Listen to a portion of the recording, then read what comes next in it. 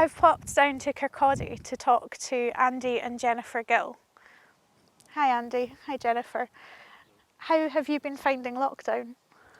Well, we've enjoyed spending more time with the family. We've played a lot more games together. We've played a lot of football out in the garden, which has been great. We've enjoyed coming down here.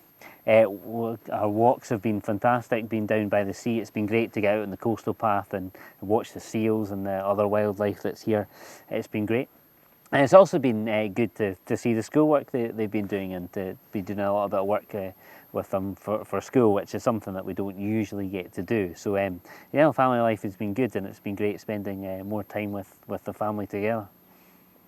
Yeah, I mean, obviously it's been challenging as well, trying to fit everything in, juggle everything about, the homeschooling, our jobs, and just spending as much time as we can with the kids. But honestly, we really can't complain. We've had some really lovely times together. And it's also been really amazing to see how schools and churches and just even keeping in touch with people, how people have just got so creative. And that's been really interesting as well. And it's been good to I've been part of some of these kind of things, children's talks with church and so on. Now of course life was very different this time 10 years ago. What was happening this time 10 years ago? Well, we had just about been married for a year, not quite a year, and we had keys to our first house together. We were expecting the birth of Oliver. He was overdue. He was meant to be born on the 26th of June, so we were kind of a week or so overdue, waiting for him to be born. I had just finished my probation year, so I was going into my first job as a teacher, so a new job, new house, awaiting the arrival as our first child. So it was really exciting family time for us. The World Cup was on, it was really nice weather, so it was lots of exciting things happening, and just really looking forward to starting family life and seeing what the future holds for us. Yeah, I'd not long started maternity leave, and as Andy said, Oliver was already overdue, and he went on to take his full 14 days over. But yeah, we were looking forward to starting family life, and it was a really hot summer. I remember it being really hot because I was 40 plus weeks pregnant, but it was really bright and it was sunny, and it felt really positive. Looking back, I just remember the brightness of that time, and yeah, just all that we had to look forward to. So things took an unprecedented turn. Could you talk us through what happened next? Yeah, so Oliver, he was finally born on the 10th of July, and when he was just 4 days old, a small lump was found, and just a few days later he was diagnosed with a very rare and aggressive form of cancer. And he smiled his way through his chemotherapy, he thrived his way through his chemotherapy, but later that year we were told that the treatment had stopped working and that there was no longer hope of a cure. And then we had five weeks at home together, and then he went to heaven on Christmas Day when he was just 24 weeks old. Yeah, so we went from kind of excited parents looking forward to being parents, and what the path laid out for us, to hearing the words that Oliver had cancer.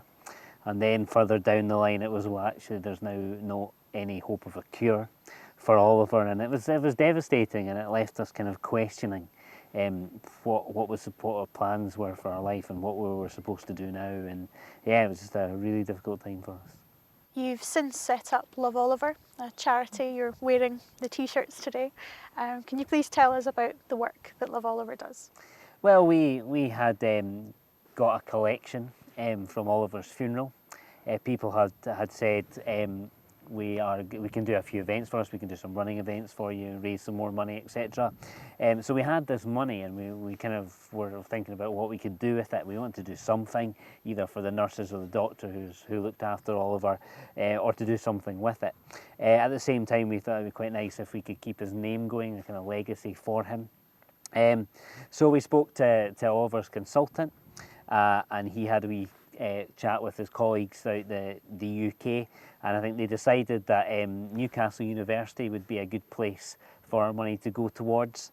and they would do research into childhood cancers and the type of cancers that Oliver had, and that's where our money would go to, and from there it kind of snowballed. People were very keen to get involved and help us out, and we did lots of different fundraising events. People joined us and did their own fundraising events, and it kind of just grew and grew from there.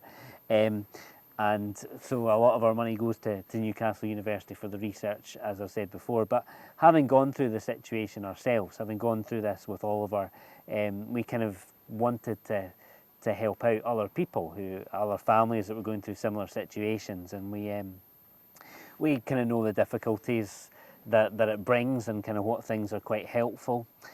So we really were quite keen for some of the money at least to go towards practical support for families who are having to deal with children with cancer. So part of our money goes towards that side of things as well. Yeah, we've now funded 2 PhD students at Newcastle University. That's 2 4-year PhD students, and we're now fundraising to employ a technician there. Newcastle University is a key centre for childhood cancer research, and we've got a really good relationship with the team there now, and we're really confident that our research funding is going to the right place.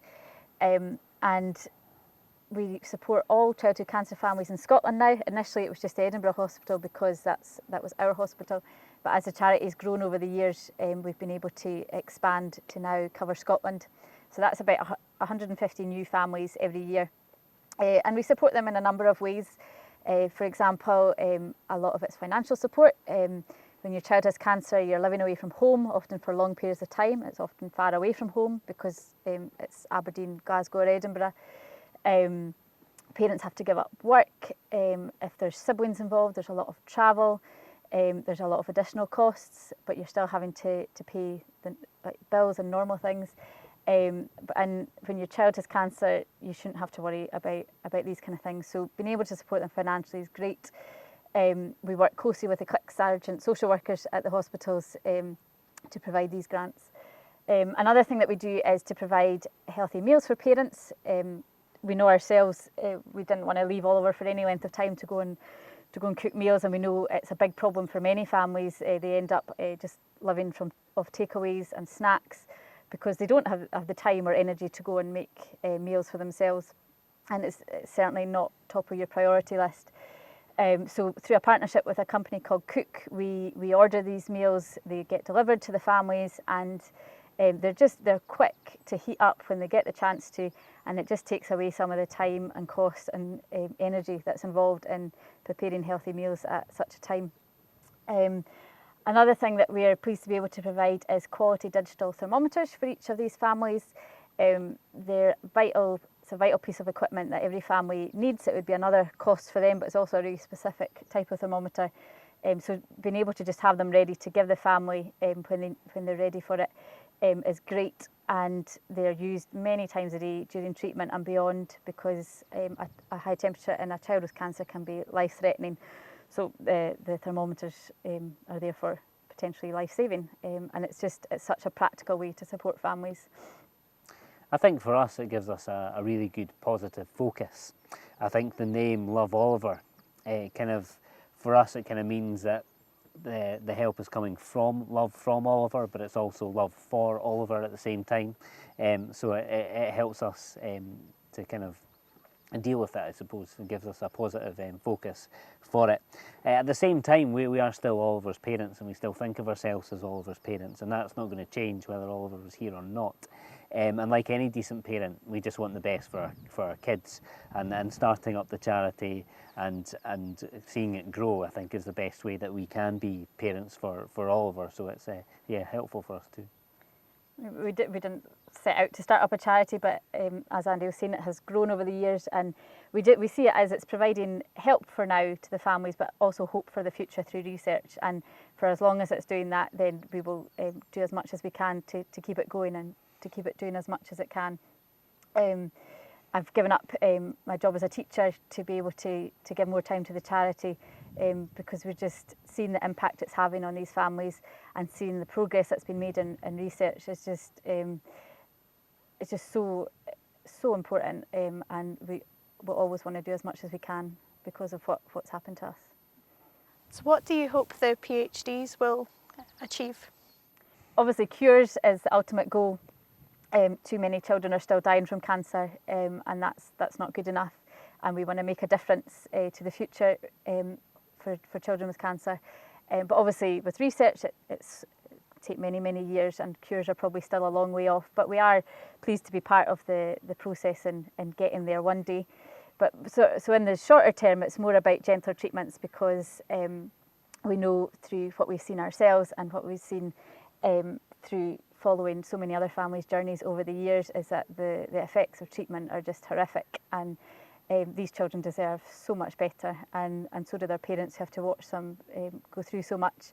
From the shorter term things like the hair loss and the sickness and the pain, which is bad enough, to longer term effects like there's infertility and the depression, but even children losing limbs and organs. And we know a little girl who had to have both her eyes removed when she was just 4 years old, and just the lifelong implications of that are just unthinkable and horrific, and it's just not right. We'd need these children deserve a better future than that, and we're really proud to be part of bringing that about for them. I think a lot of the stuff that the PhD student does, all the science and the things behind it, goes over our heads, and we're not difficult to understand what they are actually doing. But we are very encouraged by the fact that the first PhD student was only meant to be there for 3 years, but they extended it to four years, because the work that they were doing was encouraging, and they were doing good work, and they wanted to keep doing it. And even so that they created a second PhD student after the first one. So again, following on from the work that the first PhD student did, they're continuing it now, and that's really encouraging to hear, that the work is actually progressing and it's useful, and it's doing something. We're now at the stage where we're looking at providing enough money for a technician, so a kind of more permanent person to be on that lab and working away in that section. So it's good that we are able to do that, and encouraged by the work that they're doing and seeing it progress. And how has your faith helped you through this time?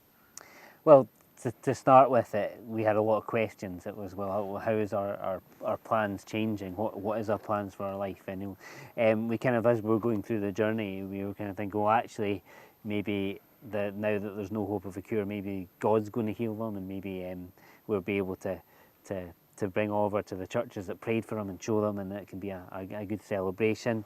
That's not the story we have, and you start questioning, well, actually, what are the plans? But at the same time, we had to rely on God more than we ever had before, and that was really good.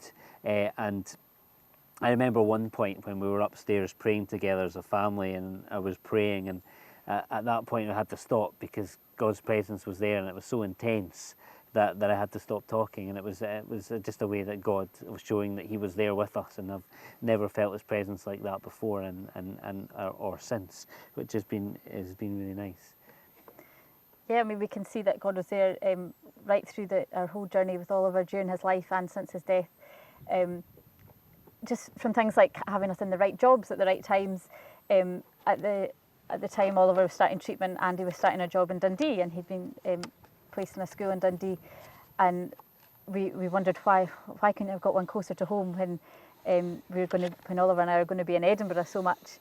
Andy's going to be away up in Dundee, but actually that school could not have been more supportive. His head teacher was amazing, and they've supported the charity as well, and my own work, they were amazing too, and we couldn't have asked for better.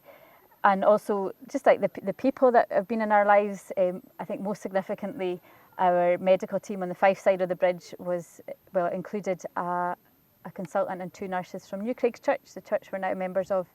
And just to have a medical team who were caring for Oliver's medical needs, who we knew were also praying for him and praying for us, was just so comforting, and gave us a lot of strength and encouragement at the time.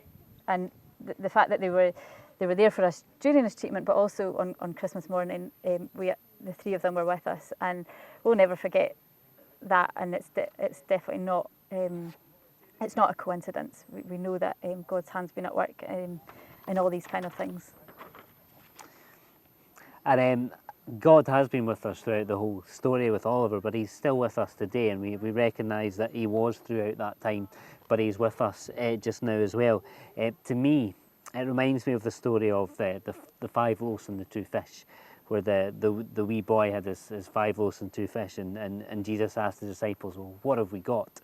And they found this boy, and he presented the food to Jesus, and he was able to take it and turn it into a great feast that was able to feed 5,000 plus people who were there that day. To us, he asks us, well, what have you got? What can you do? And to us, that answer is the everyday little things that you do to set up a charity and keep it going. And we do all those little everyday things, and God takes that and turns it into something big and something beautiful, that the charity is what it is today.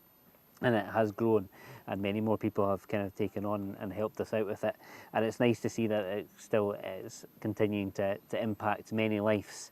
And it is something that God has just taken and said, this is it, and turned it into that beautiful thing.